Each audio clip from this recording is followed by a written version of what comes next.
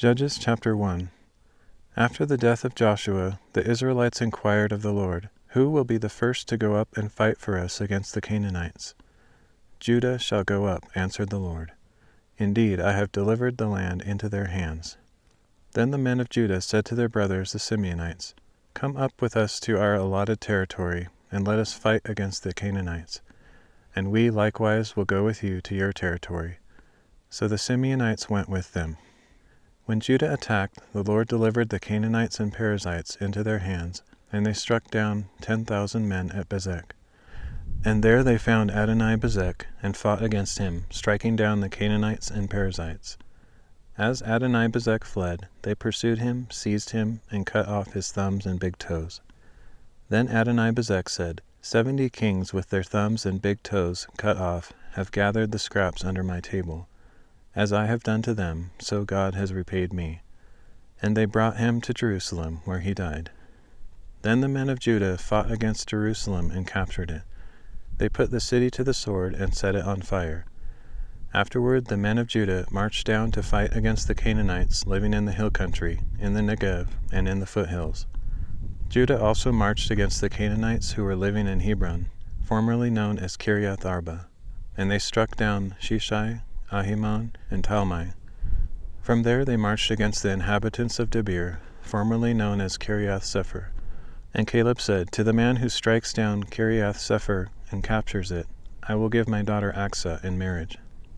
So Othniel, son of Caleb's younger brother Kenaz, captured the city, and Caleb gave his daughter Aksah to him in marriage. One day Aksah came to Othniel and urged him to ask her father for a field. When she got off her donkey, Caleb asked her, "What do you desire?" "Give me a blessing," she answered. "Since you have given me land in the Negev, give me springs of water as well." So Caleb gave her both the upper and lower springs. Now the descendants of Moses' father-in-law the Kenite went up with the men of Judah from the city of palms to the wilderness of Judah in the Negev near Arad. They went to live among the people. Then the men of Judah went with their brothers the Simeonites, attacked the Canaanites living in Zephath, and devoted the city to destruction. So it was called Hormah. And Judah also captured Gaza, Ashkelon, and Ekron, each with its territory. The Lord was with Judah, and they took possession of the hill country, but they could not drive out the inhabitants of the plains, because they had chariots of iron.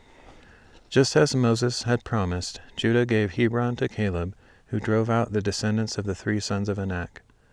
The Benjamites, however, failed to drive out the Jebusites living in Jerusalem. So to this day the Jebusites live there among the Benjamites. The house of Joseph also attacked Bethel, and the Lord was with them. They sent spies to Bethel, formerly known as Luz, and when the spies saw a man coming out of the city, they said to him, "Please show us how to get into the city, and we will treat you kindly." So the man showed them the entrance to the city, and they put the city to the sword, but released that man and all his family. And the man went to the land of the Hittites, built a city, and called it Luz, which is its name to this day. At that time Manasseh failed to drive out the inhabitants of Beth-shean, Tanakh, Dor, Ibleam, Megiddo, and their villages, for the Canaanites were determined to dwell in that land. When Israel became stronger, they pressed the Canaanites into forced labor, but they never drove them out completely. Ephraim also failed to drive out the Canaanites living in Gezer, so the Canaanites continued to dwell among them in Gezer. Zebulun failed to drive out the inhabitants of Kitron and Nahalal, so the Canaanites lived among them and served as forced laborers. Asher failed to drive out the inhabitants of Akko, Sidon, Alab, Aksib, Helba, Aphik, and Rehob, so the Asherites lived among the Canaanite inhabitants of the land, because they did not drive them out. Naphtali failed to drive out the inhabitants of Beth-Shemesh and Beth-Anath, so the Naphtalites also lived among the Canaanite inhabitants of the land, but the inhabitants of Beth-Shemesh and Beth-Anath served them as forced laborers. The Amorites forced the Danites into the hill country and did not allow them to come down into the plain. And the Amorites were determined to dwell in Mount Heres, Aijalon, and Shaalbim. But when the house of Joseph grew in strength, they pressed the Amorites into forced labor. And the border of the Amorites extended from the ascent of Akrabim to Selah and beyond.